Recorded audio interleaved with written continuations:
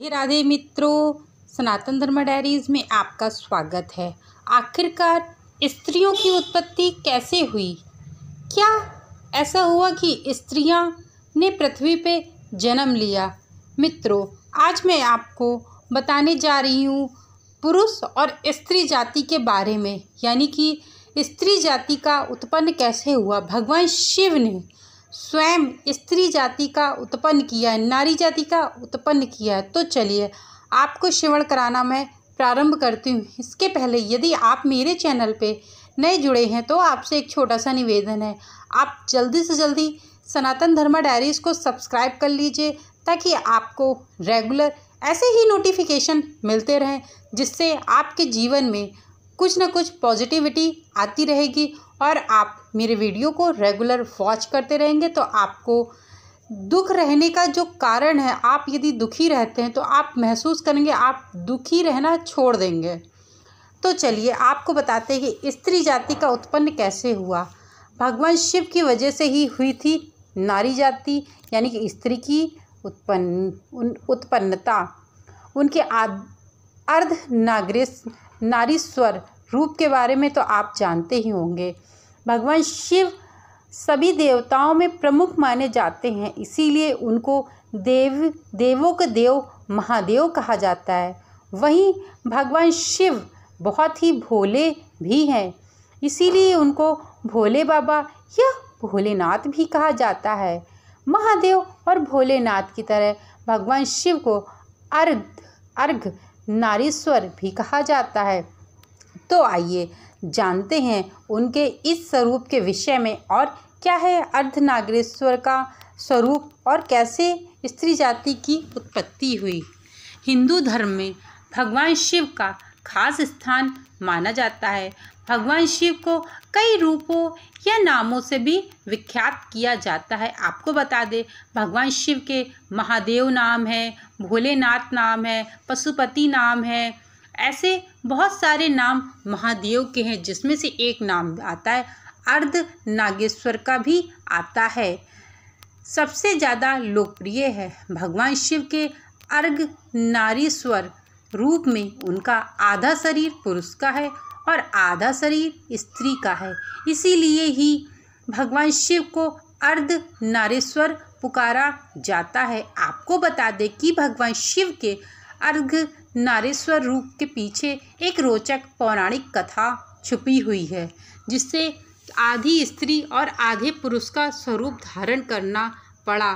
तो आइए जानते हैं कि क्या है ऐसी रोचक कथा जो पौराणिक कथाओं में अर्धनागेश्वर के बारे में विख्यात रूप से बताया गया है। पौराणिक कथा के अनुसार सृष्टि के निर्माण की जिम्मेदारी ब्रह्मा जी को दी गई थी। जब ब्रह्मा जी ने प्रारंभ में सृष्टि को मानसिक रचना की, वो दृष्टि विस्तार न पा सकी। तब ब्रह्मा जी को एहसास हुआ कि उनकी बनाई हुई इस सृष्टि का विस्तार नहीं होगा और यह कुछ समय बाद विलुप्त हो जाएगी। उन्हें दोबारा फिर सृष्टि का सृजन करना पड़ेगा। इस बात से ब्रह्मा जी बहुत दुखी हो गए। उसी समय एक आकाशवाणी हुई, ब्रह्मा मैथुनी सृष्टि की रचना करो। आकाशवाणी सुनकर ब्रह्मा जी ने मैथुनी सृष्टि रचने का निश्चय किया, लेकिन उस समय तक नारी की उत्पत्ति नहीं हुई थी। इस कारण से ब्रह्मा जी ने किसी निर्णय तक नहीं पहुंच सके मैथुनी सृष्टि की रचना इस तरह से करें। तब ब्रह्मा जी ने विचार किया, इस समस्या का हल भगवान शिव ही निकाल सकते हैं। तब उन्होंने भगवान शिव को प्रसन्न करने के लिए बहुत ज़्यादा कठोर तपस्या की और महादेव की बहुत कठोर तपस्या के पश्चात महादेव उनसे प्रसन्न हो गए। एक दिन भगवान शिव ने उन्हें अर्धनागेश्वरी के रूप में दर्शन दिए। इसके बाद भगवान शिव ने अपने शरीर के आधे भाग में से देवी उमा को अलग कर दिया, यानी कि माँ पार्वती को अपने आधे अंग से अलग कर दिया। इस प्रकार भगवान शिव से शक्ति अलग हुई। इसके बाद शक्ति ने अपनी भुक्टी के मध्य से अपने ही समान कांति वाली एक अन्य शक्ति प्रकट की। जिन्होंने दक्ष के घर उनकी पुत्री के रूप में जन्म लिया था।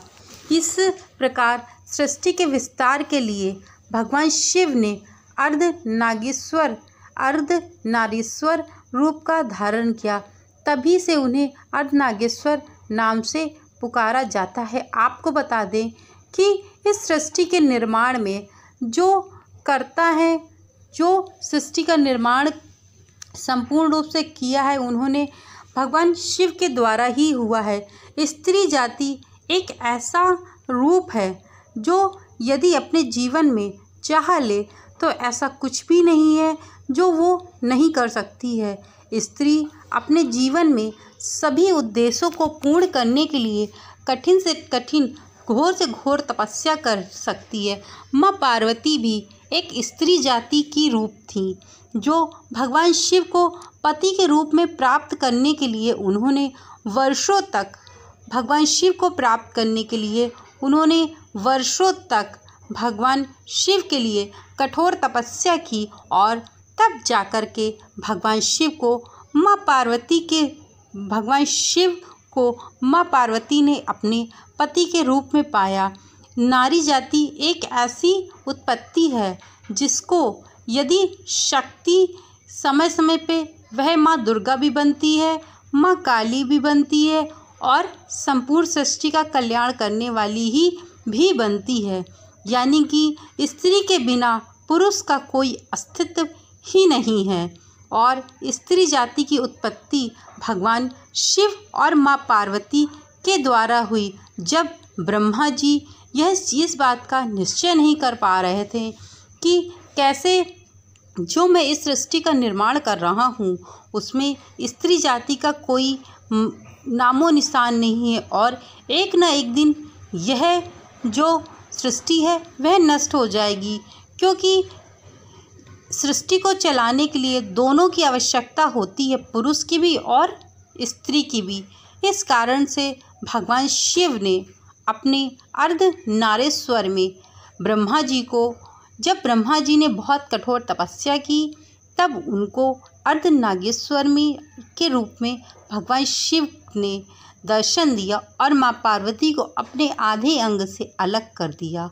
और जब आधे अंग से अलग किया तो वहीं से प्रारंभ हो जाती है स्त्री जाति का निर्माण होना, यानी कि वहीं से स्त्री जाति का अस्तित्व सामने आया।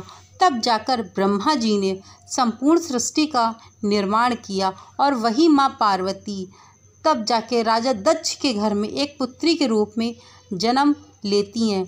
मित्रों, मेरे द्वारा बताई गई यह स्त्री जाति की उत्पत्ति के बारे में आप लोगों को अच्छी लगी हो वीडियो तो चैनल को लाइक, शेयर, सब्सक्राइब करना मत भूलिएगा। Thank you so much video को वॉच करने के लिए।